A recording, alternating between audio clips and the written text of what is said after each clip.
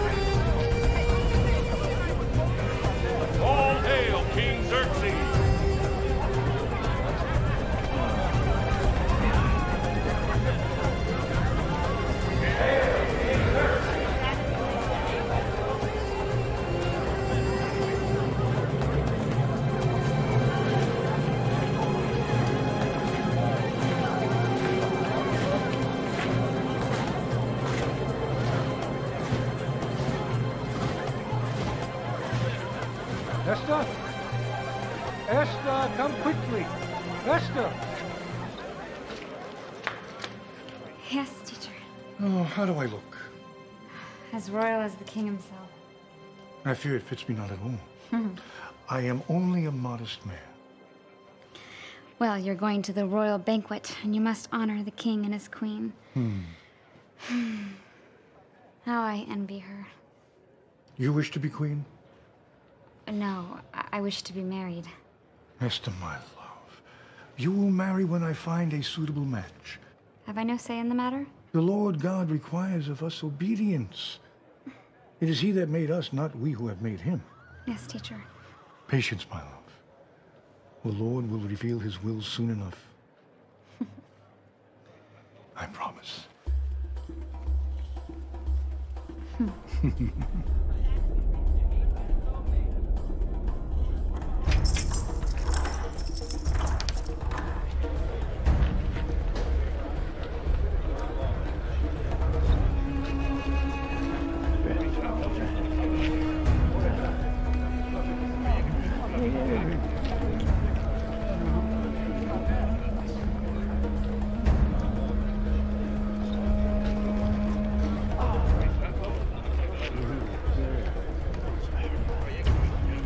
A splendid royal banquet, thoroughly cheapened by the presence of that Jew Mordecai. A bit harsh, don't you think, Lord Haman? It's not in my nature to mince words. Lord Haman. Mordecai. I was not expecting to see you here. Likewise. I was led to believe that only the king's closest advisors would be invited. As was I. But apparently the Majesty decided to invite you as well. The king is a most benevolent man. Yes, most benevolent, I fear. If I had my power, I'd crush you under my heel. You and your insidious people. As my God lives, that day will never come.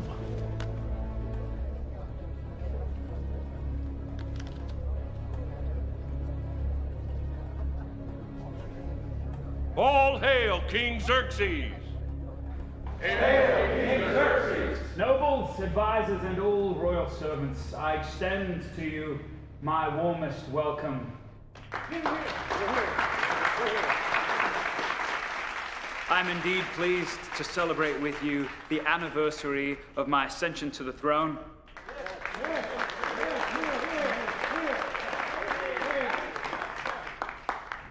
Queen Vashti too extends her warmest welcome. And where is our Queen Vashti? Does she not find our celebration rich enough? Perhaps she is unwell. Please avail yourselves of the food and wine, eat and drink without limit, for it gives me great pleasure to share this celebration with you. Let the feasting begin.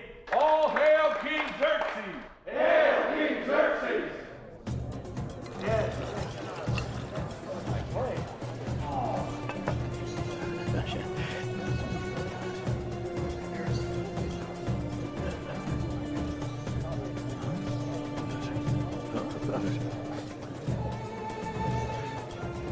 Keep open your ears. I wish to know exactly what my nobles and advisors are saying.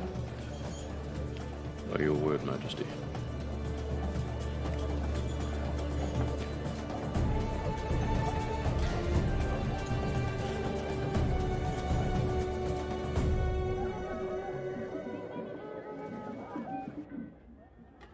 Mordecai has not slept well lately. He speaks of rumors and threats against the king. These palace intrigues are not our concern. You should think of pleasant things. Like marriage? I said pleasant things. Don't you agree that a woman my age should be married by now? You ask a difficult question. A woman should marry as soon as a suitable match can be found. Suitable match? Suppose there is no suitable match. Well, none of them are suitable matches. I should know. But you married Jacob. That I did. Were the two of you not in love?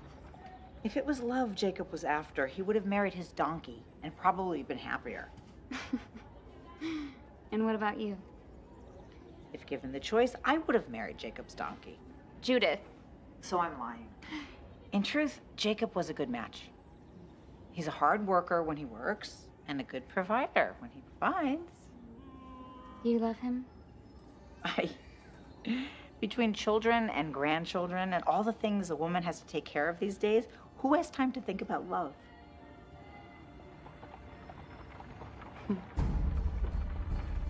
A toast to King Xerxes.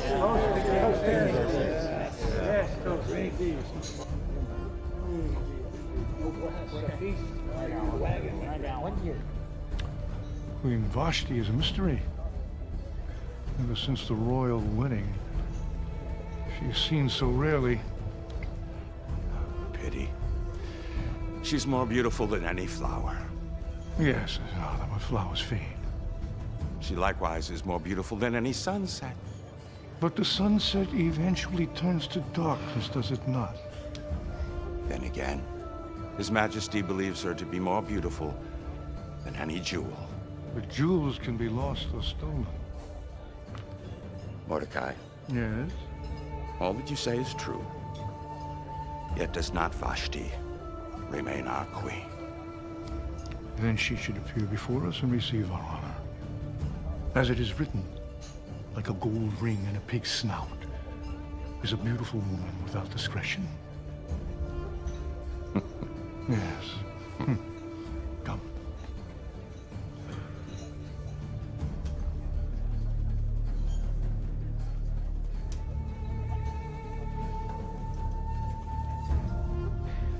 think you of our Queen Vashti?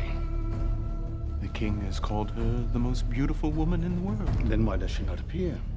Is our queen suddenly found unsuitable? If the king chose her, then she is suitable. Even kings have been known to make mistakes.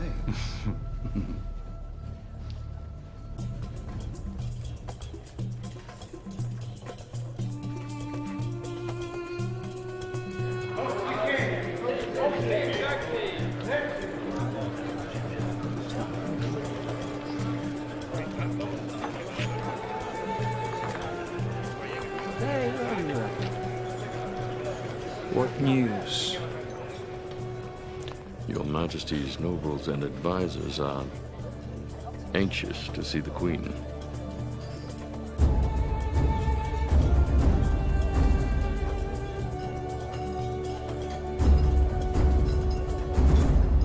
My good people, as much as I have endeavored to provide you with the finest in food and wine, I regret that I've withheld from you the greatest of all blessings, Queen Vashti. I shall therefore deny you no longer. And not a moment too soon. Sada, I command that the Queen Vashti join us here in the royal hall and dance for us. It will please me greatly to have her join me by my side. By your word, Majesty.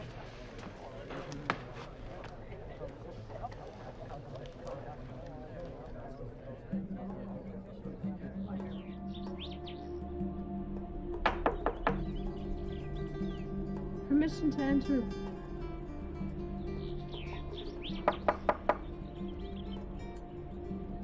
Permission to enter, Royal. Granted.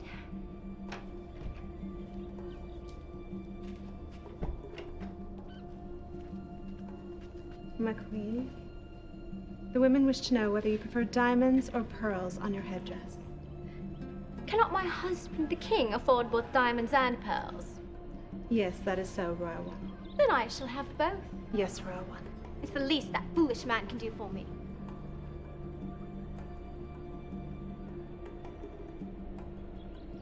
Royal One, I caution you to choose your words carefully. And I caution you not to be so presumptuous. Yes, Royal One. The king is a fool. But he is also in love, which means I shall have the upper hand. Did I not vow to be a queen, unlike any Persia has ever seen? Yes, my queen. And you have kept that vow most faithfully. Who's there? Sir, the commander of His Majesty's Royal Army.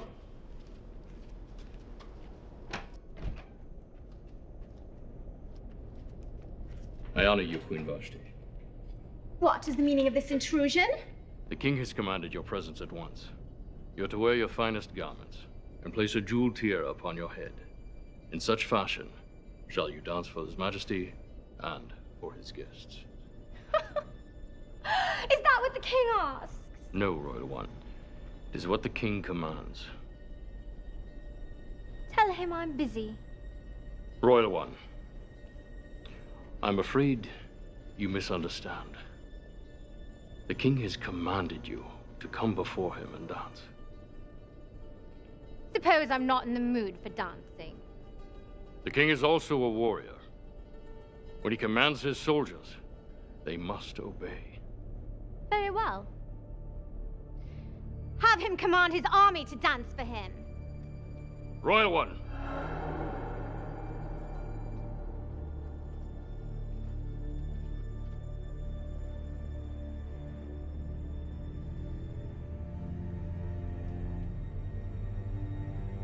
If I return to the king without you, my life may be in peril. For the sake of my head, I ask that you do as the king commands. I care not for your head, nor for anyone else's. I have made up my mind. And even if His Majesty himself came to fetch me, I would not go. Now leave me! I find this conversation tiresome.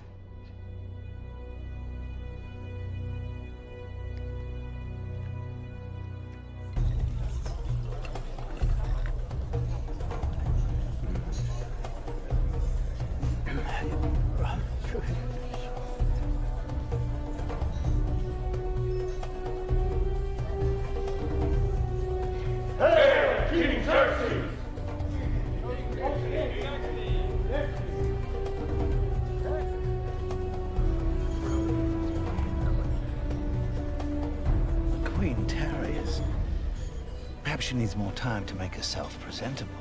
Or perhaps she is deliberately trying to keep us in suspense. You'll soon shall see. Sada, what is the meaning of this? Who dares disobey the king? The Queen, Your Majesty. What did she say? Out with it! She said she was not in the mood for dancing. If this is treason, you speak against the Queen. It is not treason, Your Majesty, but truth. Perhaps the Queen misunderstood my command. No, Majesty. The Queen understood perfectly. She said that even if Your Majesty came to fetch her yourself, she would not go. This impertinence shall not stand. If I allow Queen Vashti to disobey me, then what will stop the women of Persia from doing likewise? I shall therefore issue a new command. By your word, Majesty.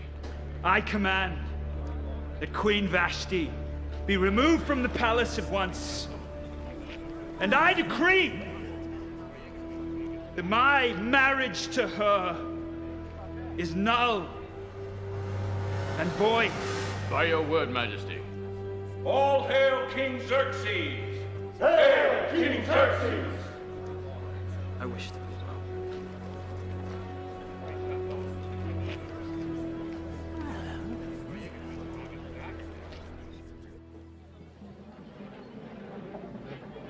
Esther! Esther! I have terrible news. What is it? The king has dissolved his marriage to Queen Vashti. It is said that she wickedly disobeyed a command.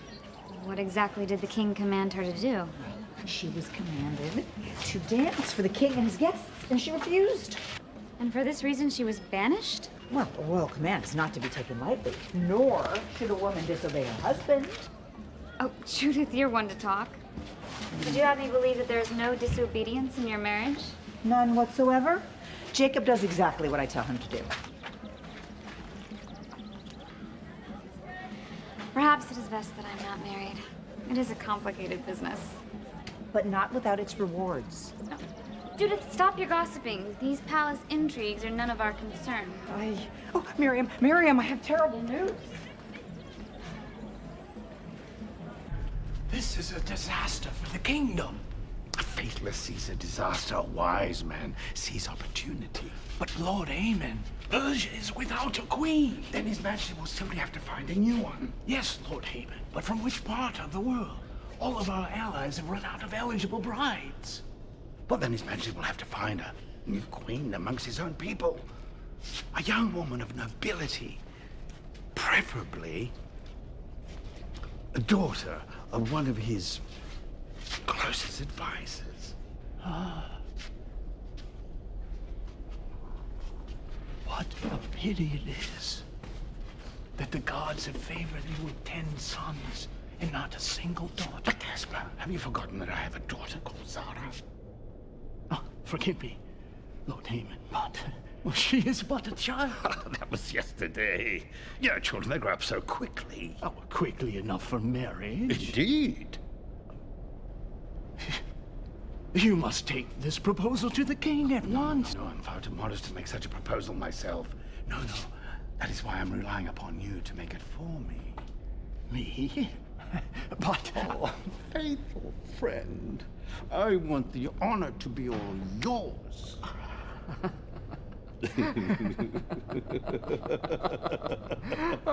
But, Lord Aemon, what if His Majesty receives it badly?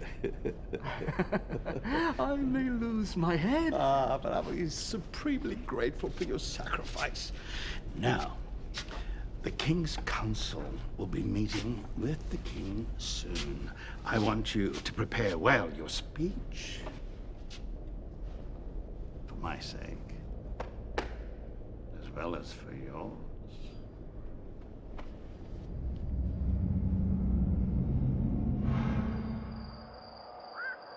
Blessed are you, Lord, our God, King of the universe, who sanctifies us with his commandments and commands us to light the Sabbath candles. Amen. We should also give thanks for our King Xerxes for permitting our people to celebrate the Sabbath in peace. If the king did not permit us to celebrate the Sabbath, we would of course disobey, would we not? Yes, my child, that is true. It would be better to disobey the king than to disobey God. And yet the queen disobeyed the king and was banished. The queen was indeed banished because of her disobedience. The queen was banished because she refused to dance before the king and make a spectacle of herself. Esther. And teacher, I must add, I cannot find it in myself to condemn her. For if I had been commanded so, I too would have disobeyed. Esther, you are permitted many things under my roof, but treason is not one of them. If the king commands it, you are not to question. Even if the king commanded our people not to obey the Sabbath? Yes. I mean, no, either my wits are failing me, or the student has indeed surpassed the teacher. Esther, my love, you must follow your conscience. But obedience to God is the sure path to righteousness. Yes, teacher. Yes.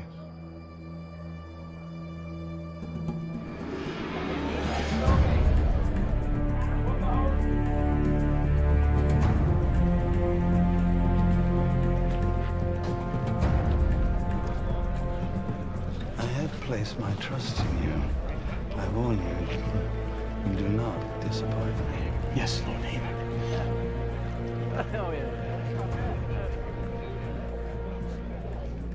All hail King Xerxes!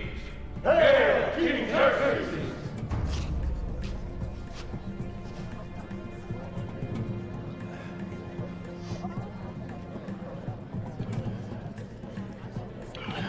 There must be treachery afoot. How so, Mordecai? Haman's lips are moving. Providence has ordained that my head bears the crown. But is it also the design of Providence that I should spend my life in solitude? Is there no suitable queen for the king of Persia? Your Majesty, if I may have permission to speak?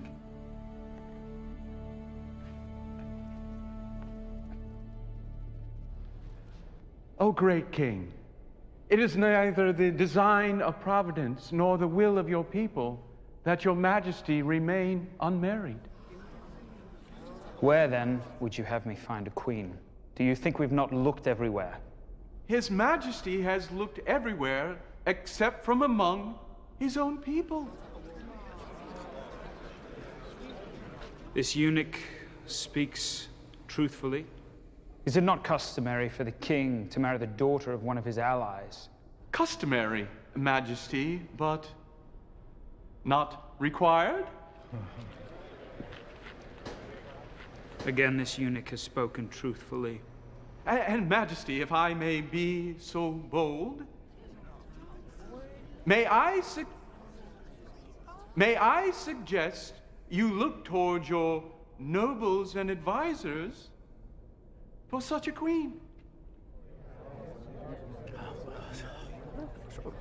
Gentlemen, what think you of this proposal? Your Majesty, if I may be permitted, Gaspar's suggestion, while it is a worthy one, is not feasible, I fear. For what reason? Your Majesty surely knows that more than half of your consulars are eunuchs. That's a great disadvantage, I'm afraid, when it comes to producing offspring. Your Majesty, my worthy colleague is mistaken. One of your counselors does indeed have a suitable candidate for marriage. Pray tell me, Gaspar, who is this suitable candidate? It is none other than Zara, the daughter of Lord Haman. Lord Haman, does Gaspar speak the truth? He does indeed, Your Majesty. And while I love my daughter more than my own life, it would give me great pleasure to offer her to you as a bride. I also have another candidate, Your Majesty. Mordecai, you have never taken a wife. Whence comes this candidate? Your Majesty speaks the truth. However, it has been my pleasure to be the guardian of a young orphan girl who has grown into an exceptional young woman, as fine a daughter as Persia can produce. Tell me, Mordecai, is she beautiful? As lovely as a morning star, Your Majesty. And more importantly, she is as obedient and modest as she is beautiful. Permit me a word, Gracious Majesty. As you wish, Lord Haman. The selection of a bride is no small matter. But I would think you would agree with me that only women of quality should be selected. Did not Gaspar say that my nobles and advisors could select a woman of good standing? Why then do you disagree with your own eunuch? Very well then. Are there any others? I have a candidate, Your Majesty. I also have a candidate, Your Majesty. As well do I, Majesty. I command that the daughters of Persia be brought to the palace at a time of my choosing and presented to me for my royal perusal. In such manner shall I find a new queen. All hail King Xerxes! Hail King Xerxes!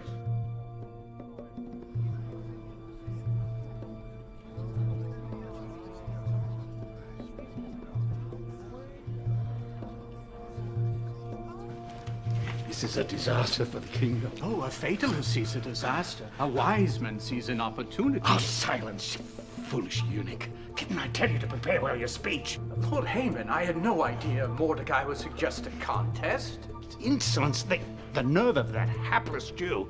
He proposes that Astray, a cast-off, become queen. Mordecai said she was an orphan. We know not child's true circumstances, nor are we likely to find them out. Lord Haman, if she was raised by Mordecai, she is clearly unsuitable. What further proof do you require? Because Mordecai is cunning, if nothing else. Who knows what trickery this old Jew has up his sleeve? Lord Haman, I can confidently predict that whatever candidates may appear, they will be no match for your Tsar. Oh. What, you're a prophet suddenly, as well as a fool? Rarely are those two qualities captured in one man.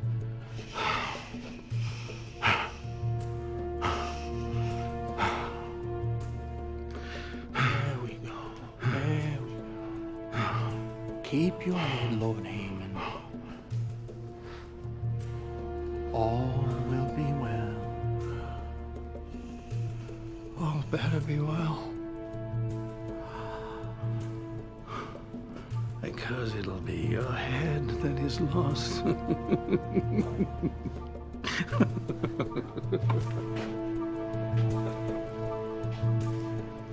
Amen?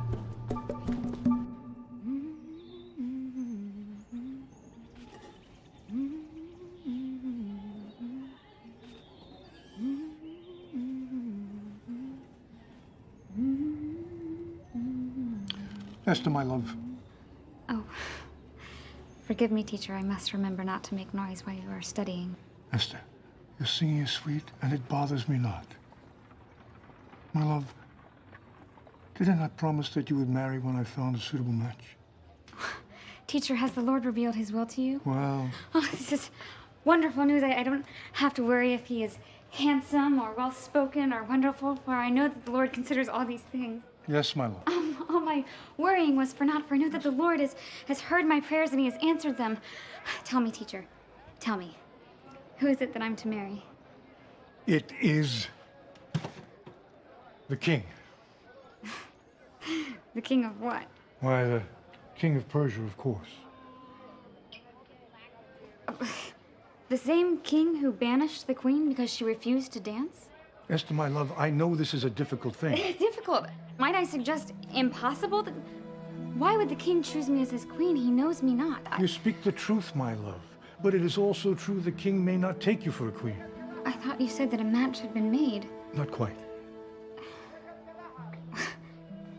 Am I to compete? As in a race? Esther, the competition is fierce.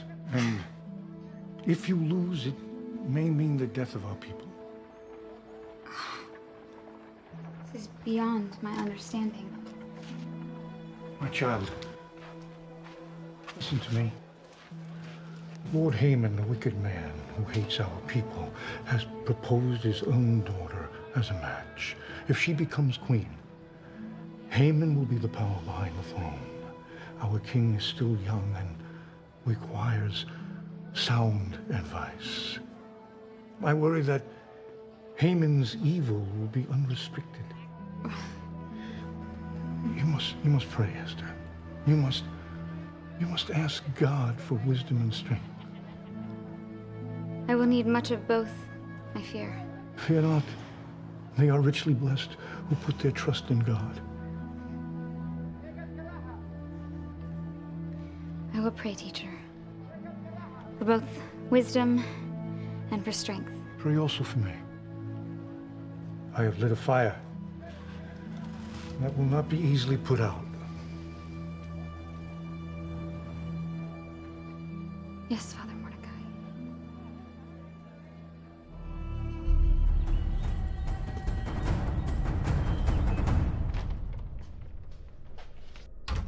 I honor you, Lord Haman. I'll honor you later.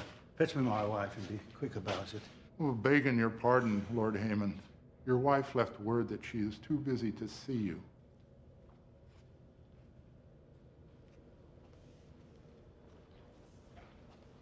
Too busy. If my wife intends to follow the example of the Queen, tell her she can obtain the same results, only I shall banish her to the desert, and when the vultures have had their fill, she'll make a pretty fossil. Hush, husband. This foolish slave has taken leave of his senses. Now, still return to your chores. As you command, Lady Haman. My husband, what good news from the palace? There is none. Has the king rejected our daughter as his queen? He has not as yet. Then why did you insist the news is bad? Because of that Jew Mordecai. Thanks to his treachery, the betrothal is now a contest in which his own candidate is a rival to our daughter Zara. The impertinence of that man. Now, we'll have to depend on our daughter to win the affections of the king with her charm and beauty. You realize, of course, that puts us at a great disadvantage. Oh, have I not eyes, woman? If only the king were blind,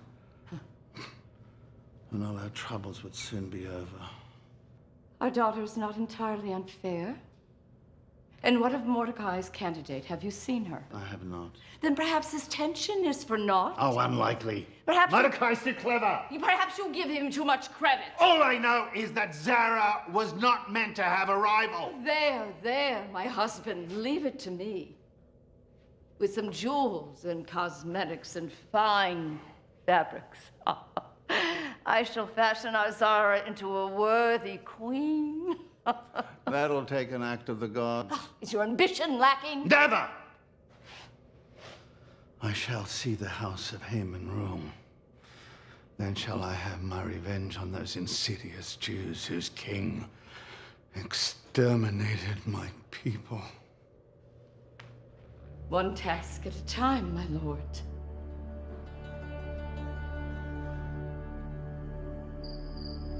Incline your ear, O Lord, and hear me, for I am poor and needy.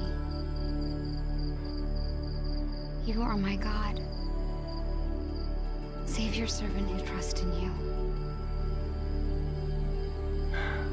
Oh God, what you ask is a difficult thing. And yet I know that nothing is impossible with you. If you will but call me by name, I will answer and obey. Adasa. Adasa. Who is there? Adasa. Who calls me by that name? It is I. Lord,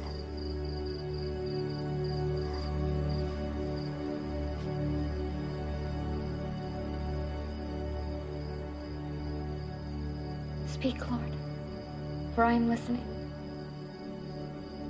Because I am with you, you shall not be harmed. For I am the Lord, the Holy One of Israel. Yes, God. There will come for you a time to keep silent, and a time for you to speak. For in all things shall I be glorified. My God, speak. And I will obey.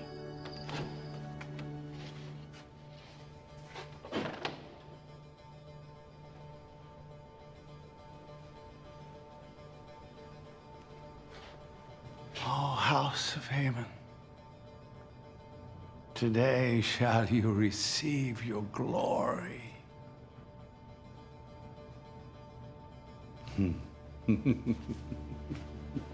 Where is my wife? Is it success or failure? Patience, husband.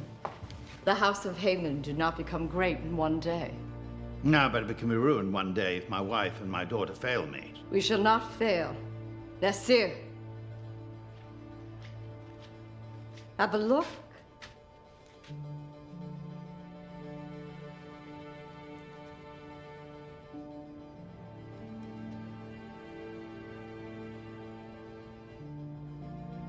It is a failure. Oh, why have the gods not given me a worthy daughter? She is worthy. I didn't ask for a daughter as handsome as myself. If she had but a fraction of our beauty, all would be well. Hush, husband. You upset the girl. I will add a veil. It will add an air of mystery for the king. Nasir, fetch me my fabrics. If His Majesty is enchanted by a bolt of cloth, then he's a greater fool than he's been given credit for. Hush, husband. We shall not fail. All will be well. Oh, better be well. I tell you this day that either my daughter Zara will be crowned the Queen of Persia, or I will have no daughter at all.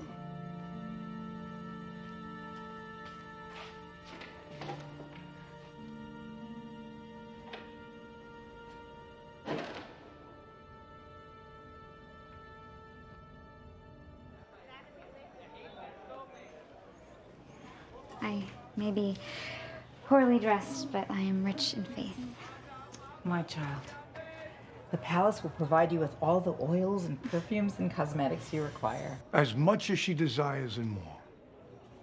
I have everything I need. If she captures the king's heart, his eyes will not disagree. Forgive me, I have not cried so since my wedding day. Were they not tears of joy? Not precisely. We go to the palace. And may our God go with you? And be with your spirit, Judith.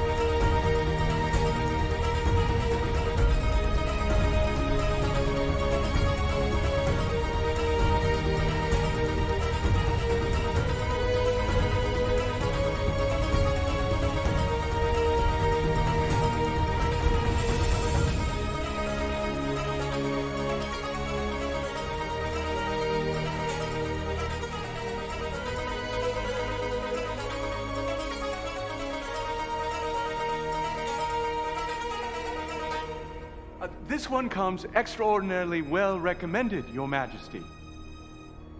If nothing else, it comes extraordinarily well wrapped.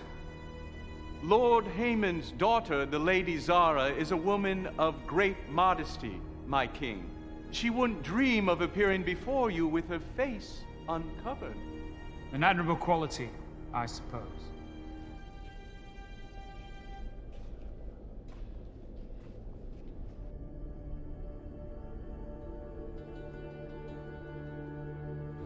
Can it be? Your Majesty? You there. Step forward.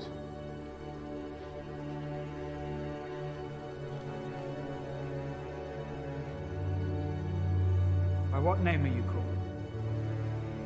My name is Esther, Your Majesty. And who speaks for this woman, Esther? I do, Your Majesty. And what say you on her behalf? I can only quote the writings of my people, that a virtuous wife is more precious than rubies.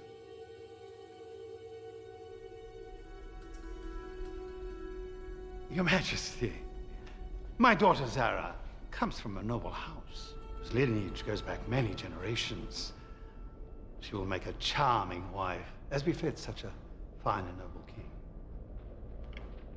It is also written that charm is deceptive, but a woman who fears God will be greatly praised. Majesty, the superstitious ramblings of this Jewish malcontent should have no impact on your decision. Lord Haman, has it not always been my pleasure to consider all advice? Indeed, Majesty. Indeed. Sada, escort these two great daughters of Persia to my chamber. I will summon them at my pleasure. By your word, Majesty.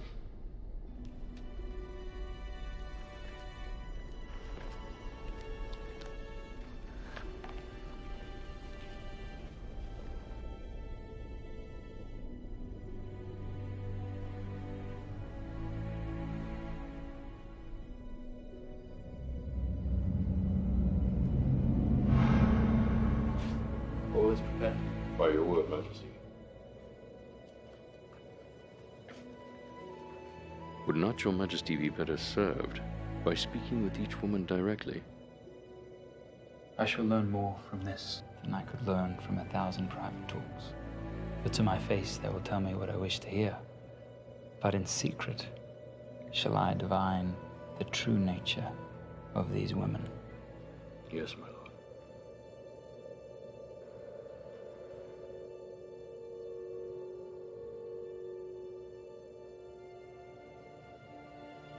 My lady, is this your first time to the palace? Yes, yours as well. And what think you of it? The palace?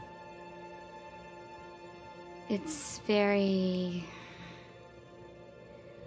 palatial. Yes. Yes, it is. My lady, I suspect you're a woman of great beauty. Why then do you conceal yourself with silk cloths? Alas, I am not a woman of great beauty. This I cannot believe. It is my wicked parents who have hidden my face. They are hoping that the king confuses my disguise for modesty. For if he sees my face, he will be repulsed. This cannot be. May I be allowed to determine this for myself?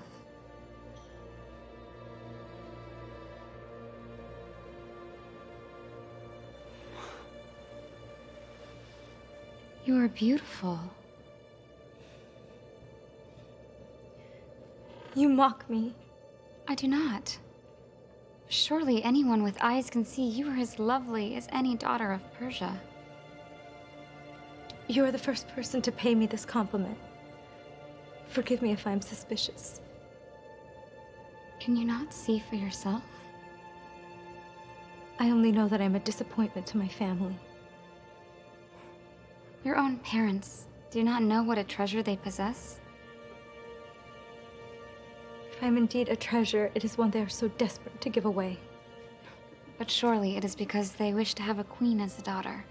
It is because my father wishes to control the king. I am only a means to an end. Forgive me for asking, but suppose the king does not choose you. Then I shall pay dearly. I shall be banished and live on the streets. No. If the king does not choose you, you shall not live on the streets. You will live with me in the palace. As your slave? As my lady in waiting. And if there be a more exalted position, it shall be yours. You have my word.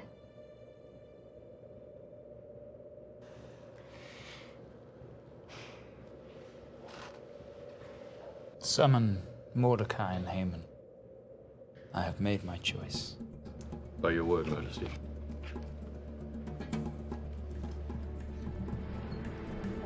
My good men, what a pleasant task I have completed this day.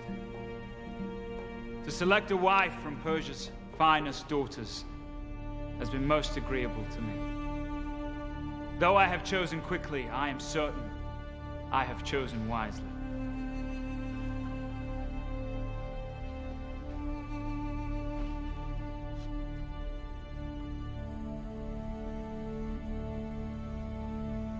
Without further ado, it is Esther whom I have chosen to be my queen. But, Your Majesty, a king that judges quickly judges unwisely. My eyes have seen, and my heart bears witness. This is indeed my queen.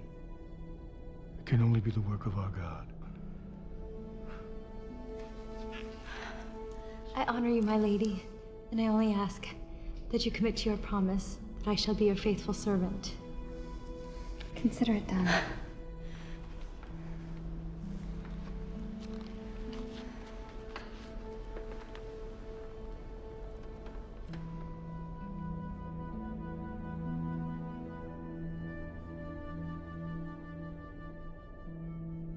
I shall therefore issue a royal proclamation. By your word, Great Majesty.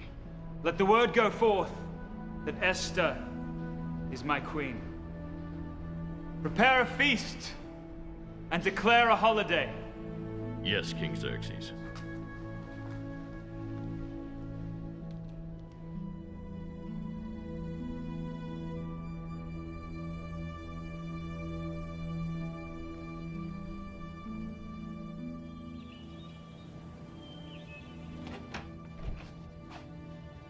I honor you. Oh, honor me later. Even the gods themselves are against me. And why is my husband roaring about like a lion? The house of Haman lies in ruins because of you. Because of me? Oh, it would be an amazing trick if I were able to conjure it. Your magic is worthless. Hush, husband, tell me about our daughter. We have no daughter. But this is strange news, husband. I suspect the king has chosen another. What, you're mucking me to my face? Husband, in love as in war, to the victor go the spoils. Then I tell you, this is war.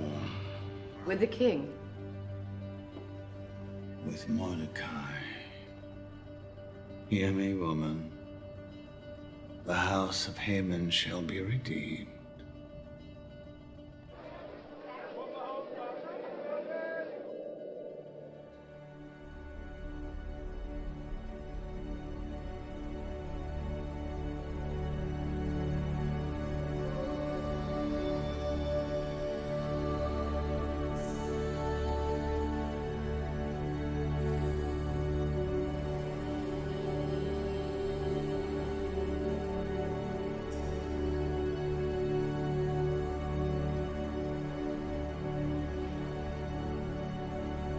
Do not fear, Esther.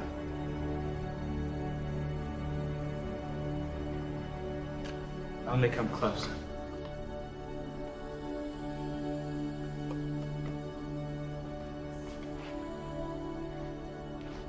Closer.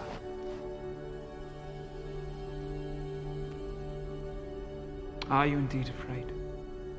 No, Great King. I'm in awe of your majesty and of your wisdom. How so? You have chosen me for a bride without having spoken a single word to me. Then come. Sit at my feet and let us talk.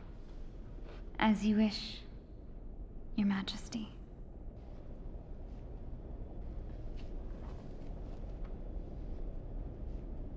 Are you comfortable? I must answer Your Majesty's question with another question. Ask. Is this always to be my position? At His Majesty's feet? You are not of noble birth, and therefore you must take an inferior position. His Majesty speaks the truth, but in marriage shall we not be equally yoked? My lady, I cannot raise you above the circumstances of your birth. If you are indeed to be my husband, then there is only one solution to this problem.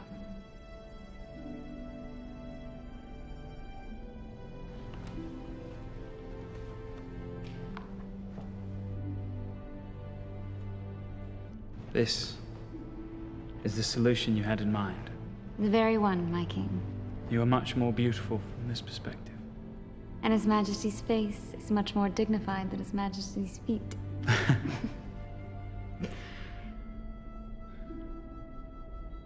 Will you be an obedient queen? That is all I ask. Will you be a faithful husband? That is all I ask. My love for you is as great as my love for Persia. And I shall obey you, as I would obey my God. My queen exalts me. It was Mordecai who taught me thus. You have learned well. I wish our wedding was tonight. Patience, my king. For we have only just engaged. Is not the king entitled to get what he desires? The king desires virtue above all else, and shall therefore be content to wait for his bride. I will wait. But it will bring me no happiness. Happier still will you be when the day of our marriage finally arrives. Indeed, my love, my Esther.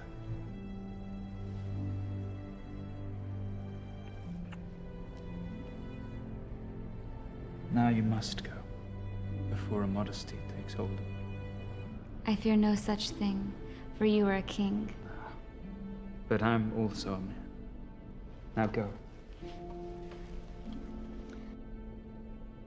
As my king commands, I shall obey. Good night, sweet king. Good night, dear Esther.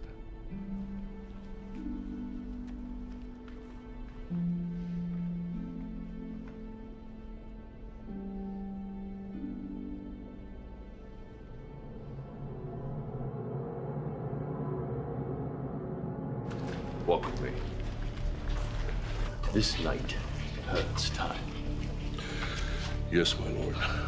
But it is the dawn that heals. The time has come for us to act. Agreed. We've delayed long enough, while our foolish king follows his heart and not his head. And Persia grows soft as the consequence. Indeed. I tell you, Terrace, when I seize the crown, Persia will again be great. The army stands behind you, my lord. Yes. Their patience shall be rewarded. For soon they will dip their spears in blood. We strike at midnight. I honor you, my lord. Prepare the men.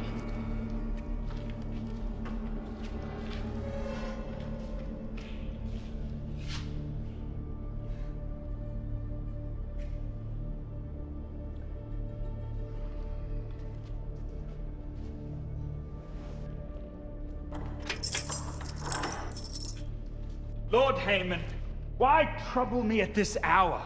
Gracious Majesty, I have a thorn in my side. Shall I help you remove it, along with your head?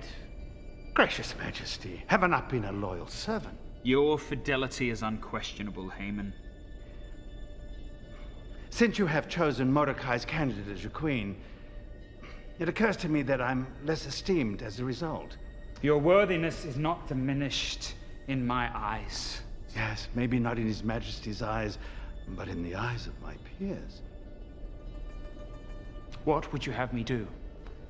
Oh, Your Majesty, if it not be too great a request, it would please me well if you could make me the King's Prime Minister. Prime Minister? It is simply another title, Lord Haman. Yes, but one that will require your people to bow before me. Very well, Lord Haman. Is there no peace for the king? Who calls? Mordecai, Your Majesty. Mordecai, my friend. Enter. 1,000 pardons for the lateness of the hour, Your Majesty. Am I not still awake? Your Majesty, I have a matter of great importance to discuss. Well then, keep us not in suspense, Mordecai. It is a matter that concerns the king. I am now the king's prime minister. What concerns the king concerns me. Merely another title. Yes, but one that requires that you bow before me, Jew. There's not time, Lord Haman. Great Majesty, moments ago did I hear Sadar, the commander of your army, and Terrace, your bodyguard, plot your assassination. My assassination? Your Majesty, this man has lost his senses. He's accusing His Majesty's two of his most faithful servants. Your Majesty must act at once. The plot commences at midnight. Your Majesty, as your Prime Minister, I advise you to send this man back to his bedroom. Obviously, he has had too much to drink. Overruled! We will investigate these charges, for Mordecai would have no cause to deceive me. Your Majesty. Send for Sada and Terrace. We will find the truth of this matter.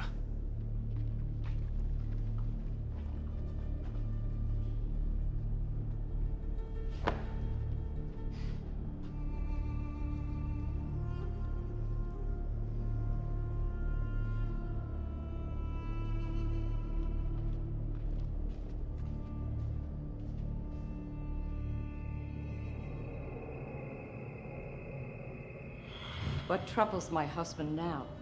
Have another of his schemes come to naught? Taunt me no further, woman, or I shall banish you, as I have banished my daughter.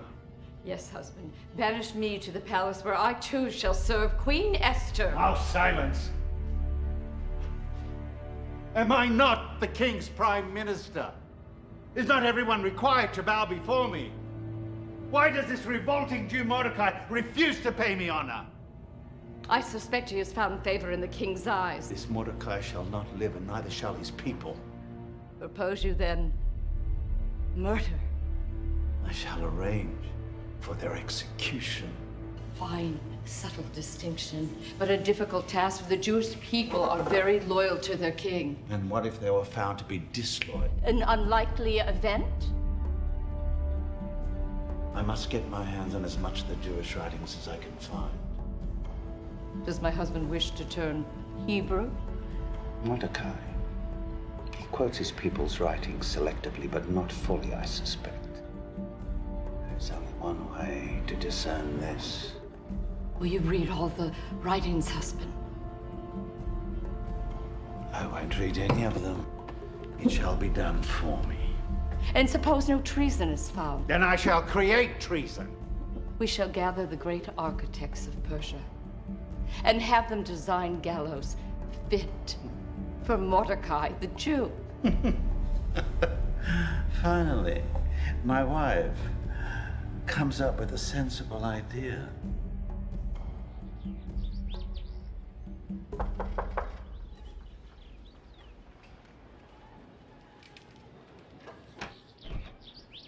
Teacher. My queen. Oh. And my dear sweet Judith. My darling child. I mean, my queen. Oh. And what think you of the palace, Judith? It has so many rooms. A person could get lost. Yes. Who is this lovely young girl? Oh, this is Zara, Lord Haman's daughter. I honor you, Mordecai. This beautiful woman is Haman's daughter? Mm. I confess to the truth of it, but with no gladness of heart. My lovely girl, I fear for your life. Your father is a proud man, easily angered. I have no concern for my life, for Esther has promised to take care of me. Yes.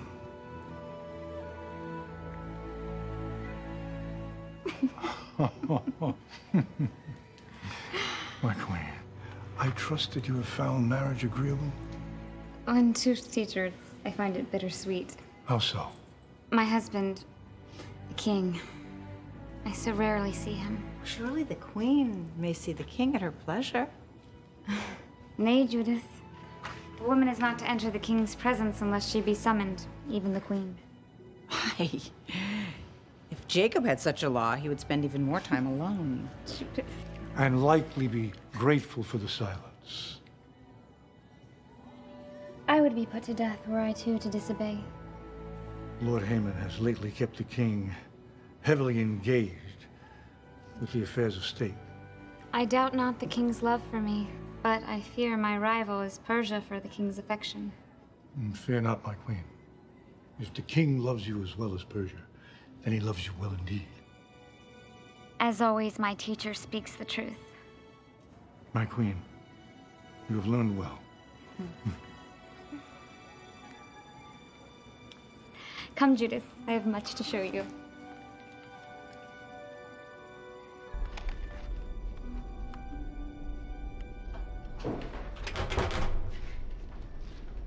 All hail King Xerxes of Persia! Hail, King Xerxes! Lord Haman, I should have chosen you for a consort, for I spend more time with you than I spend with the queen. Your Majesty, this is a matter of extreme urgency. For the sake of your neck, Lord Haman, I require that it be a matter of life or death. Your Majesty, this is a matter of treason. Treason? Am I surrounded by nothing but conspirators? If my throne is in peril, Lord Haman, why then are we completely unaware? Because, Your Majesty, that threat comes not from without. That threat comes from within. And only now you bring this to my attention? Your Majesty, there is a group of people in your kingdom who are disloyal. And who are these disloyal people? The Jews, Your Majesty. The Jews? Yes. Their first allegiance is not to you, great king. They support another. Impossible. The evidence lies here before you. Am I Jew, Lord Haman? That I can read such things? Then allow us to translate.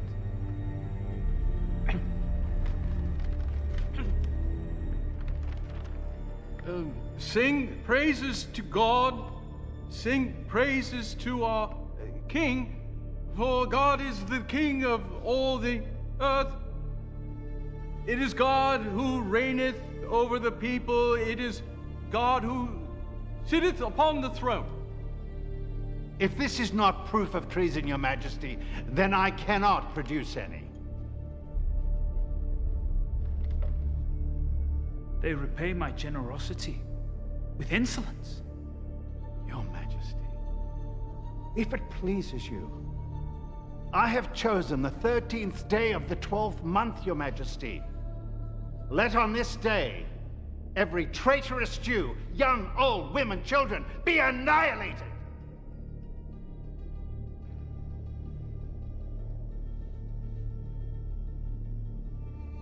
Zada,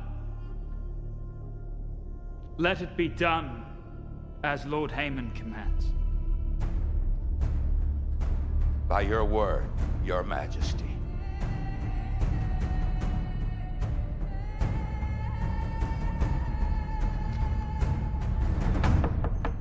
Who calls? The ladies are, Your Majesty. Enter at once. A visitor to see Your Majesty? Enter.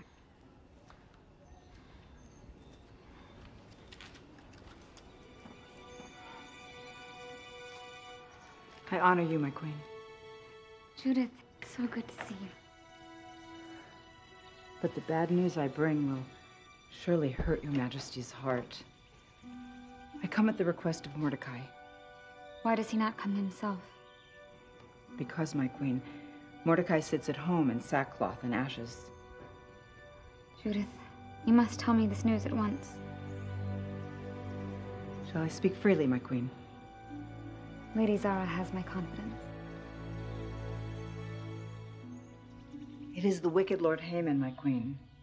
He has convinced your husband, the king, to destroy all the Jews. No. This cannot be. On the 13th of this month, all the Jews will be put to death, including you.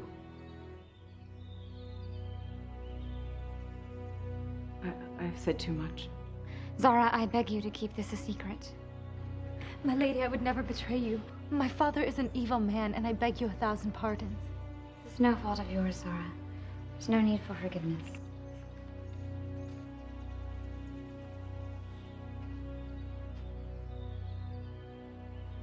What is Mordecai's advice? He asks that you go to the king to beg him for mercy and plead for our people. Judith, I cannot. For no woman is permitted to enter the king's presence without being summoned. Even the queen must obey this law. Then this is Mordecai's answer.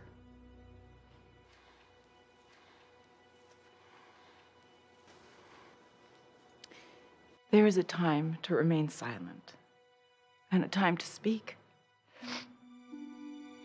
But if you remain silent now, you and your people will perish. Is it not possible that you have come to your royal position for such a time as this? Judith, for such a time as this.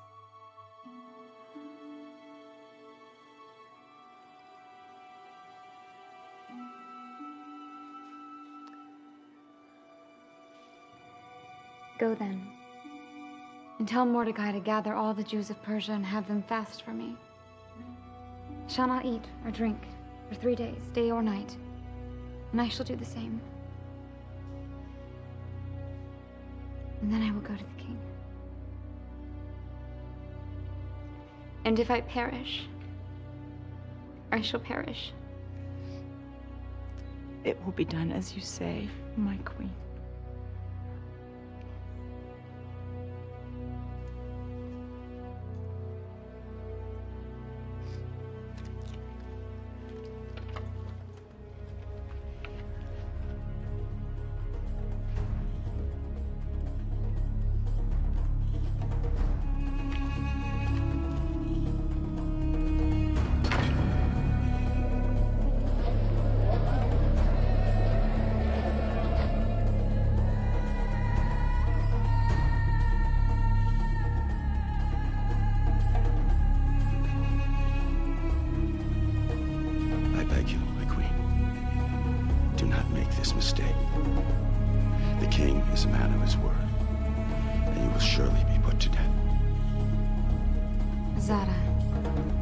Do not fear. Now take me at once to the king. I honor you, Queen Esther.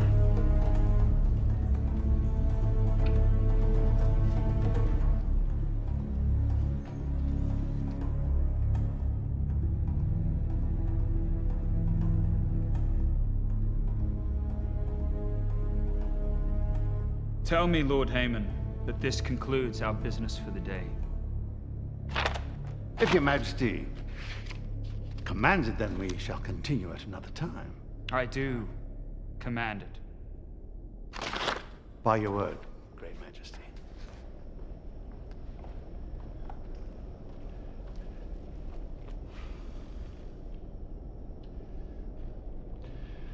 I honor you, King Xerxes. What is the meaning of this intrusion? Lord Haman, the Queen is here to see you, Your Majesty. Summon you the Queen, great king? I did not.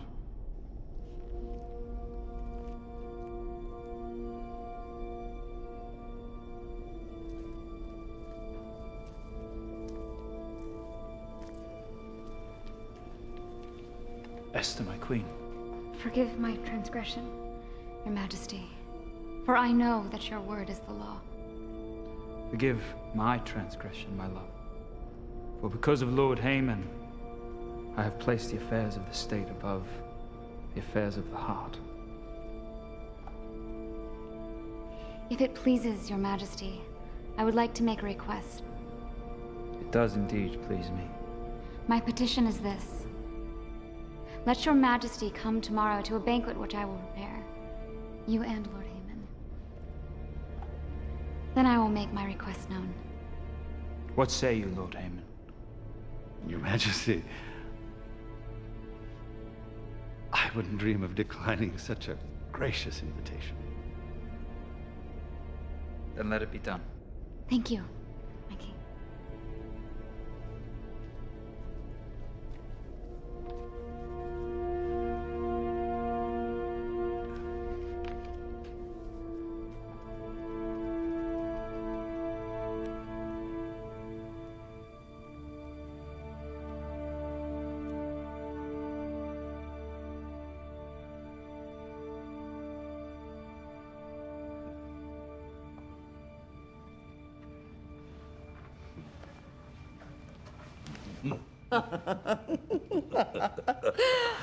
Does my wife adore her husband? Your persistence exceeds her cruelty, a quality much to be admired.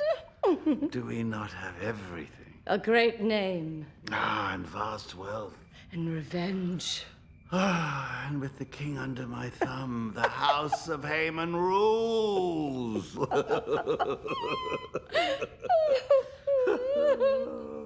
Oh, I forgot to mention, my dear beautiful wife, that I am the only person the queen has invited to the royal banquet for the king. Queen Esther? What a bizarre invitation. Surely she knows what will become of her benefactor Mordecai. Mention not that name. His demise will be soon enough. It is the queen who arouses my suspicion. Harbor no such thoughts, dear wife. It is the king who controls the queen, but it is I who control the king.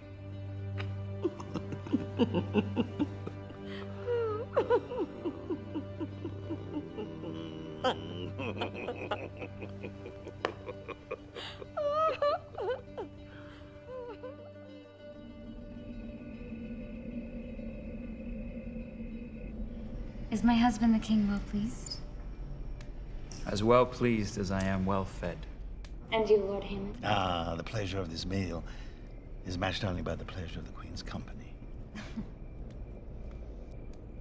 Queen Esther, what is your petition? Ask and it shall be granted. Whatever you request, even up to half my kingdom, I will give it to you. If it pleases your majesty, grant me my life and spare my people, for this is my request. Esther, my love, you make a strange petition. Who has threatened your life? A great enemy, your majesty. Lord Haemon. Lord Haemon? Would you molest a queen in her own home? Your Majesty, the queen is surely mistaken. I would never lay a hand on her. Lord Haemon speaks falsely, your majesty. For he has ordered the destruction of my people. And me. If he had merely made us slaves, I would have remained silent. For there would be no need to disturb the king. Lord Haemon, have you an answer to this accusation?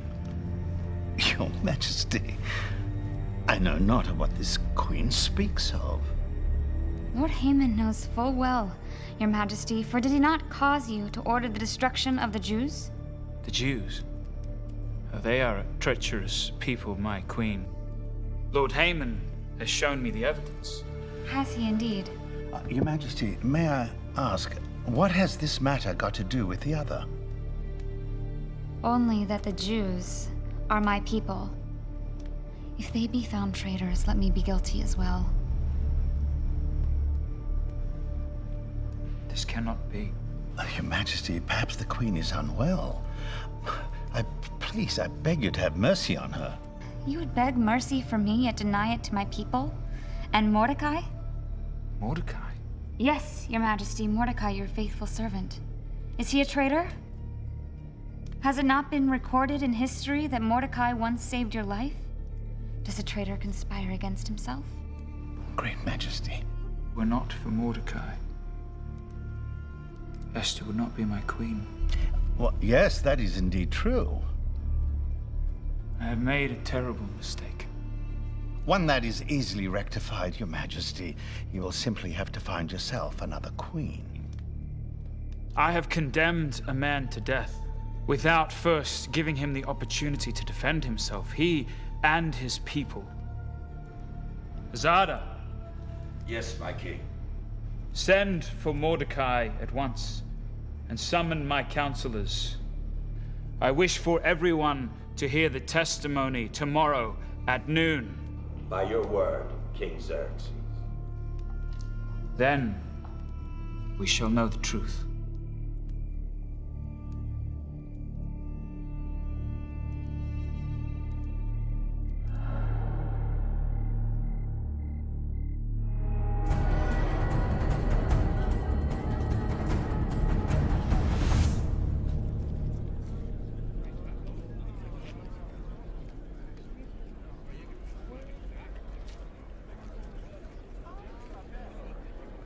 All hail King Xerxes of Persia! Hail King Xerxes!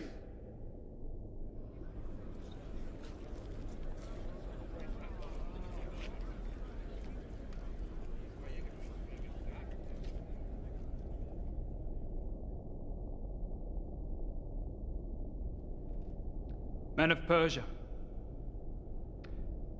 this day I have summoned you to hear the case against the Jewish people. I was persuaded of their guilt and sentenced them to a violent death. All the Jews,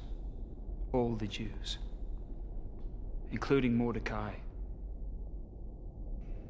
and my queen.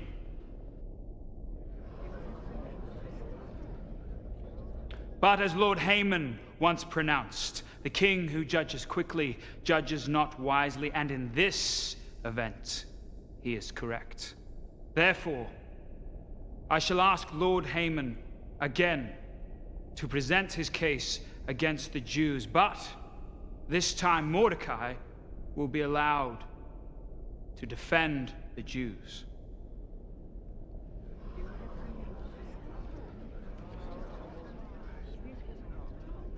Lord Haman. Your Majesty, as I believe I have so eloquently proven, that the Jews are a traitorous people who honor their God and despise their king. No. And as their writings also affirm, it is their God who rules them, and it is their God who sits upon the throne.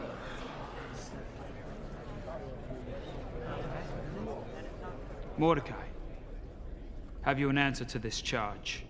Your Majesty, Lord Haman does indeed quote the writings of my people accurately, but not completely.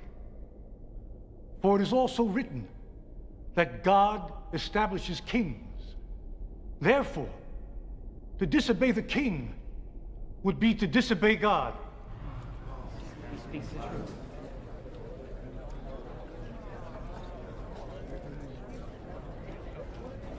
Mordecai, I must ask you in truth, if you are and always have been an obedient servant to me. Your Majesty knows well the answer to that question.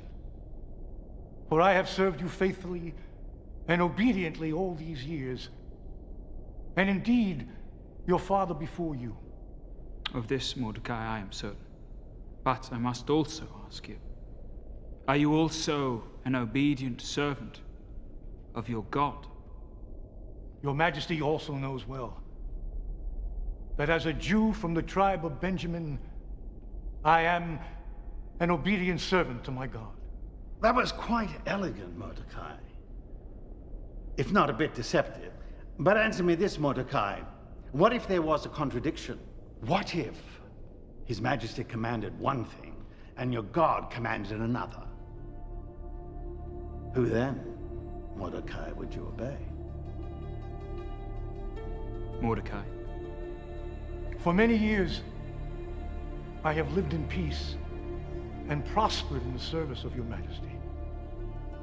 But before your majesty came to be, my people worshiped the God of Israel, a living God who brought my people out of Egypt and delivered them from slavery. To your majesty, I owe my living, but to my God, I owe my life. Traitor! Traitor! Order! Order!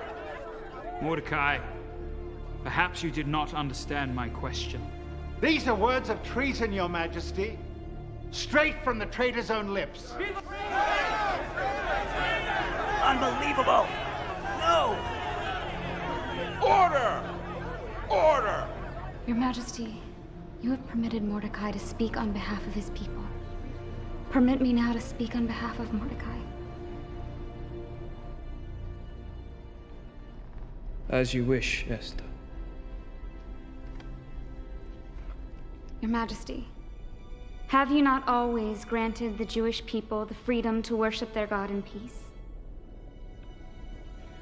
My love, it has indeed been my pleasure.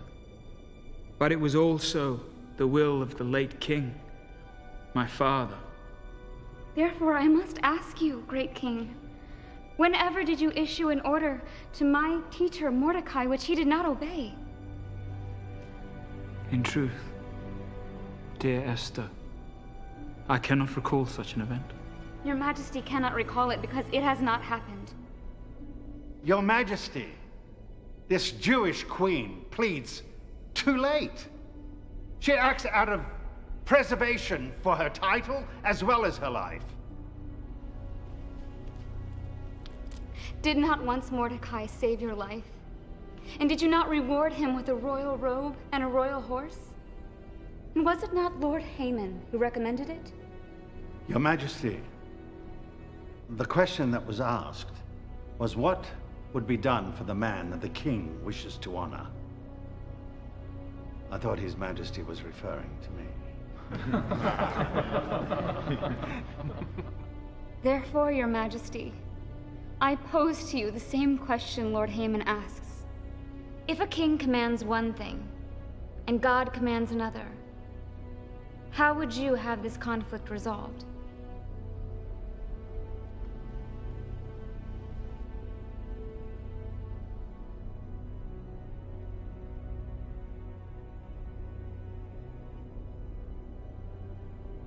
I would have a man follow his own conscience. For even kings have been known to make mistakes.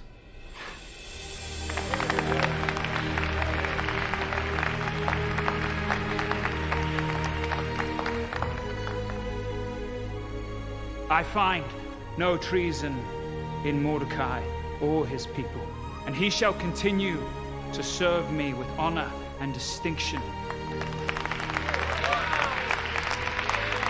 And his people shall live.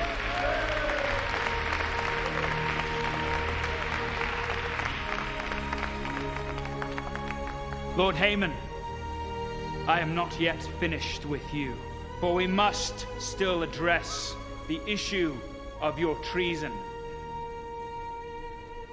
My treason? For the havoc you have created, and for the terrible advice you have rendered as Prime Minister, I hereby sentence you to death. And I command that a gallows be built as quickly as possible with which to execute you. Gracious Majesty, in his infinite wisdom, Haman has already prepared such a gallows. Though it was tailored for Mordecai, I am sure you will find it for him a perfect fit.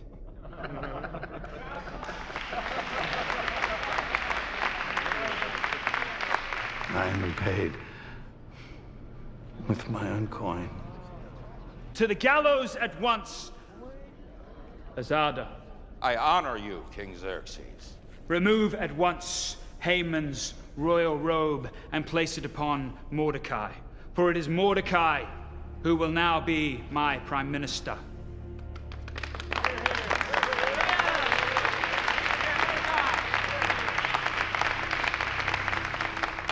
These events shall be recorded in history. By your word, your majesty. And henceforth forever. This will be for the Jews a time of joy and happiness. And let it be written that it is Queen Esther who has saved her people from the villain Haman.